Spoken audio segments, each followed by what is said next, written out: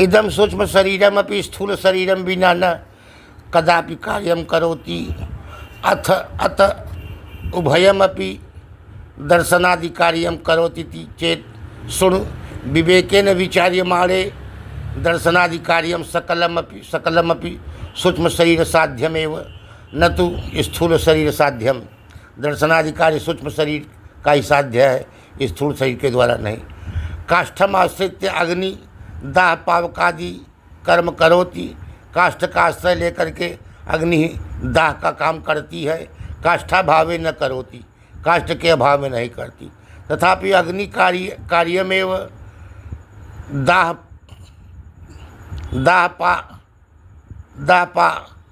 दाहपाकादि न तो काष्ठ कार्यम। यथा तथा सूक्ष्म शरीरम आश्रित्य स्थूल शरीरम आश्रित्य तेन सूक्ष्म शरीरेण क्रियमाणमपि दर्शनादिकम सूक्ष्म कार्यमेव न तो स्थूल कार्यम। अतो दर्शनादि कार्येण अनुमेय सप्तदशावयवकम सूक्ष्म शरीरम ज्ञानेन्द्रिय पंचकम कर्मेंद्रिय पंचकम प्राण पंचकम मनोबुद्धि चेति सप्तादशावयवा सूक्ष्म शरीरा। श्रोत्र त्वक् चक्षु जिह्वा घ्राणानि ज्ञानेन्द्रियाणि। श्रोत्र त्वक् चक्षु जिह्वा आदि ज्ञानेन्द्रिय है। शब्द स्पर्श रूप रसगंधा एतेषां विषया तेषां ज्ञान साधनत्वात् ज्ञानेन्द्रियत्वम्। सुख प्रकाशाभि व्यंजक सत्वगुण कार्यत्वादे एतेषां ज्ञान साधनत्वम्। वाक्पाणि पादपायुपस्थाः, वाक्पाणि पादपायुपस्थ ये कर्मेंद्रियाणि हैं। ये वचन आदान गमन विसर्गानंद रूप क्रिया साधनत्वात् तेषां कर्मेंद्रियत्वम्। चंचल मलिन रजो गुण कार्यत्वे नेतेषां क्रिया साधनत्वम्।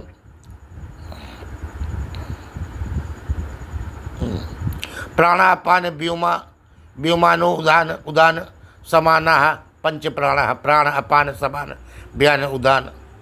उच्छ्वास निश्वासादि व्यापारै शरीरधारकत्व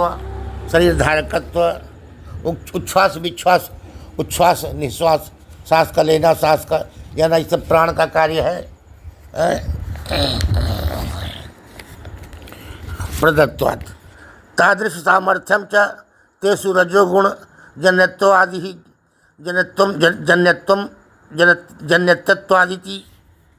ज्ञेयं विमर्शकांतःकरण वृत्तिर्मनः। विमर्शात्मक अंतःकरण वृत्तिर्मनः। विमर्शात्मक अंतःकरण की जो वृत्ति मन है। निश्चयात्मक अंतःकरण वृत्तिर्बुद्धि एवं सूक्ष्म शरीरस्य सप्तादश अवयवकाः। लक्षैकदेशे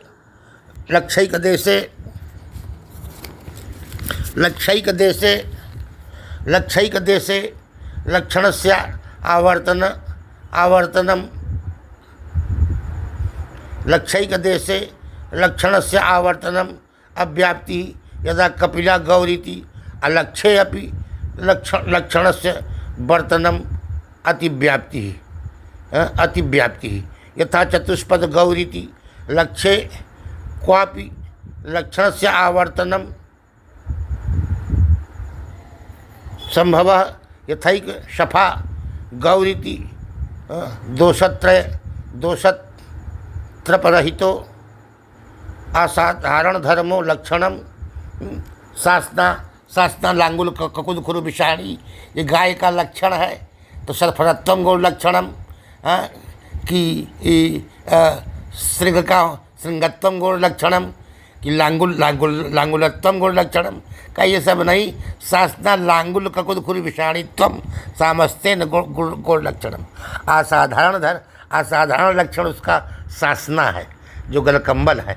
सासना लक्षण जो है वह गलकम्बल है।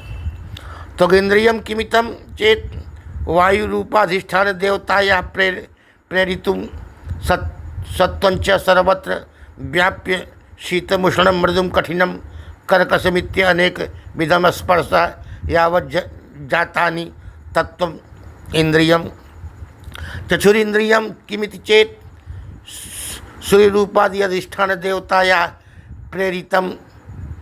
चक्षुरेंद्रिय जो है सूर्य देवता आदि के अनुष्ठान से प्रेरित सत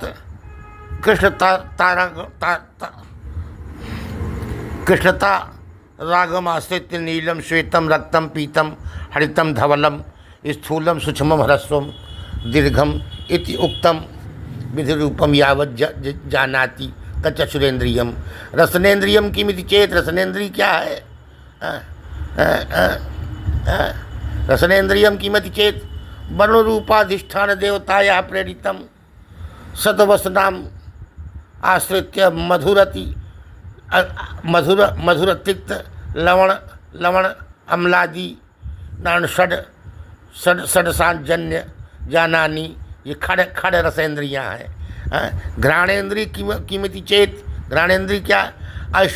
अश्विनी देवता प्रेरितम सन्नासाग्रमाश्रित्य सुगंधम दुर्गंधम च यज्जानाति तद घ्राणेन्द्रिय नासाग्रमेव जानाति।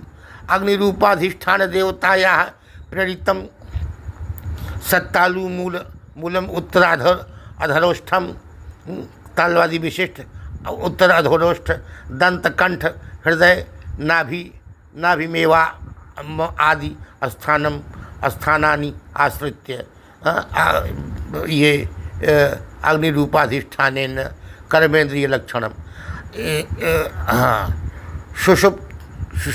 सुषुप्त्यादौ ताल्वादि स्थानं विद्यमानमपि अक्षराणि नोच्चरन्ति तस्मान्न तद्वागीन्द्रिय। इंद्रिय रूपाधिष्ठान देवताया प्रेरितम सत्कर तलमाश्रित्य इत्यादिना क्रिया सत यत् करोति तत्पाणीय इंद्रियम। उपेन्द्र रूपाधिष्ठान देवताया प्रेरितम सत पाद तलमाश्रित्य गमनम यत् करोति।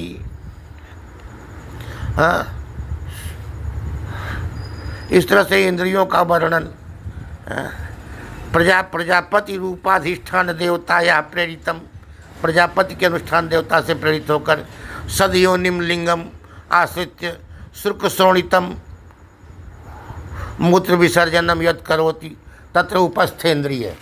ये उपस्थेन्द्रियाँ हैं, ये उनके कार्य हैं, उपस्थेन्द्रियों के कार्य हैं ये। अब देखिए कि कैसा वर्णन चल रहा है। इस तरह से यह गंभीर विषय इतने मनन करने मात्र से एक ही धारा से सभी अज्ञान धारा विलुप्त हो जाती हैं, जैसे मार्तंड मंडल के सूर्य के निकलने पर। इस तरह से मन तत्त इंद्रियों का वर्णन हो सकता है। मनश्चेन्द्र इंद्रेण अधिष्ठितम सतकंठम आश्रित्य स्थित्वा संकल्प विकल्पो करोति मन मनश्चे